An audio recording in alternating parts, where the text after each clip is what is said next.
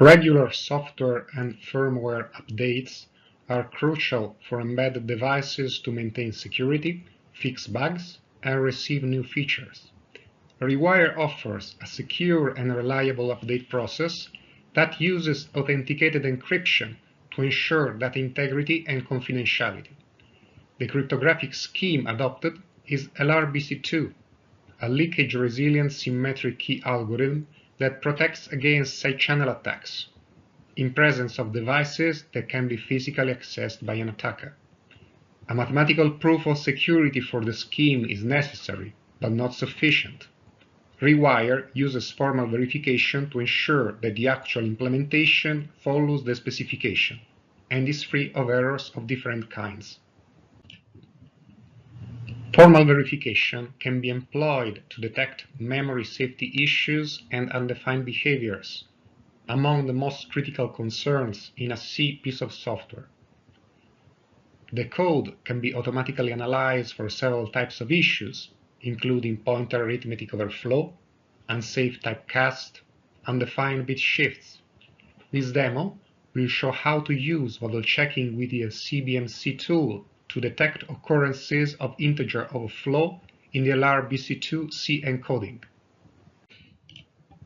The LRBC2 function target of this analysis is named LRBC2 AES ACB encrypt. Verification of a function makes use of a proof harness, a C file that sets the calling context, possibly making assumptions on the function input, calls the function, and possibly states assertion on the function behavior and output.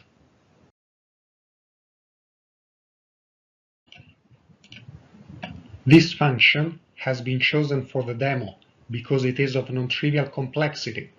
It has a structured input, uses various types of data such as arrays, pointers, and integers of different widths, employs integer arithmetic and bitwise operations. It is called throughout the LRBC2 mode of operation code, since it acts as interface to the block cipher, which is the well-known AES.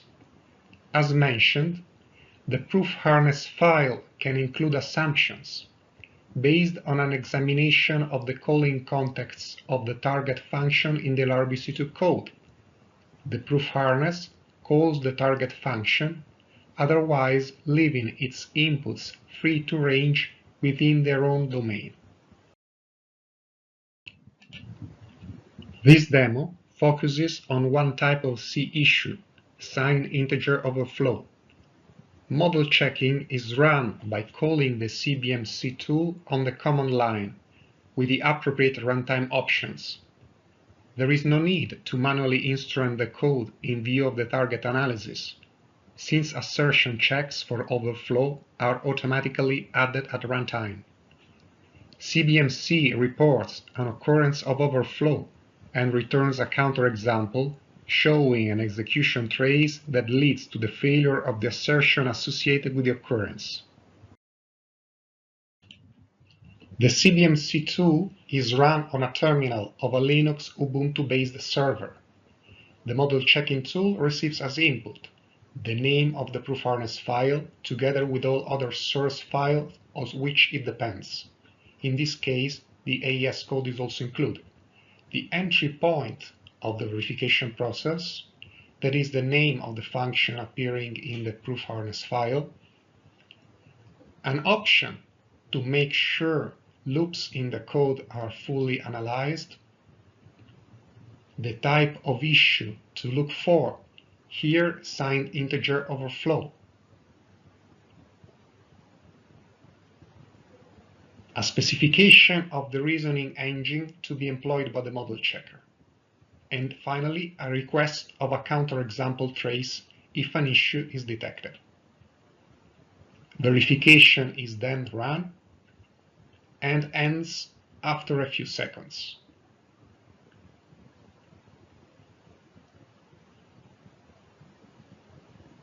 The tool output is quite long, since in this case it contains a complete execution trace leading to an overflow occurrence.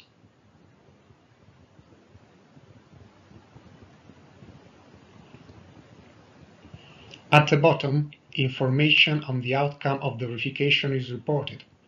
Verification failed since an issue was detected. The issue is described as an arithmetic overflow on a signed left shift bit operation.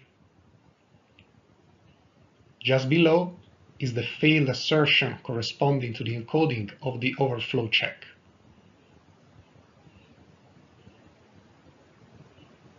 Just above, information is provided to locate the issue in the source code, specifying source file name, function name, and line number.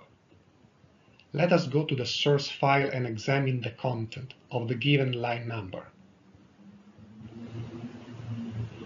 The tool output reports the expression where overflow occurred, which can be identified in the source file.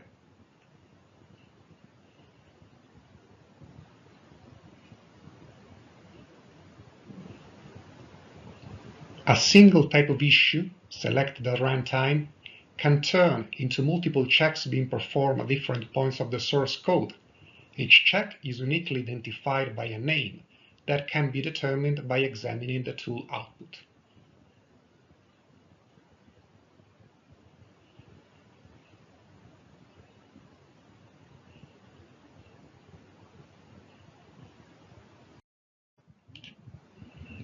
Issues detected by the verification team can be conveniently reported to the development team by means of counterexample harnesses. A counterexample harness is a C file that allows to independently validate the verification result and examine the program execution leading to a target failure.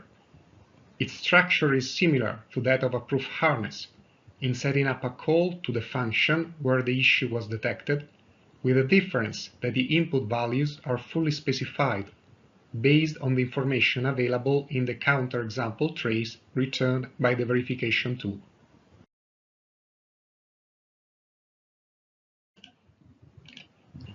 When setting up the counterexample harness with the function where the issue was detected, it can be convenient for it to be as self-contained as possible. In this case, the only dependence is on the AES source code, included by means of a C directive. The file contains a main function, where the target function is called. Its input values are to be retrieved from the output produced by the tool. The output contains information on the verification problem setup, including how the loops present in the source files were handled, which takes most of the space here. This data is followed by technical information provided by the reasoning engine employed by the model checking tool. And then there is a list of all the verification checks performed at various points of the source code, each showing unique name, short description, and result. Among these is the overflow occurrence that the tool detected. A counterexample trace is reported that describes the state of the program up to the overflow occurrence. The 4 input values that led to the overflow are specified by the trace, where the inputs appear with the same name as in the C code. First, the key, an array of 4 32-bit unsigned integers.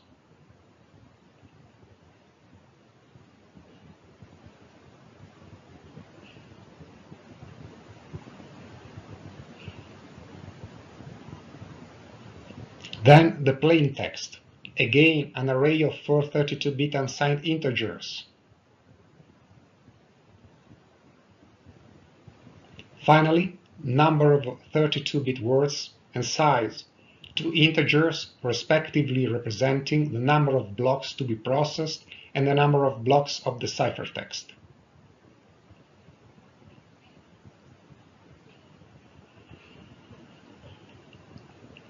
As a first step towards issue resolution, the development team can validate the verification result, re-executing the analysis on the counterexample harness. It is sufficient to specify the type of issue to look for, here signed integer overflow, the unique name of the failed verification check,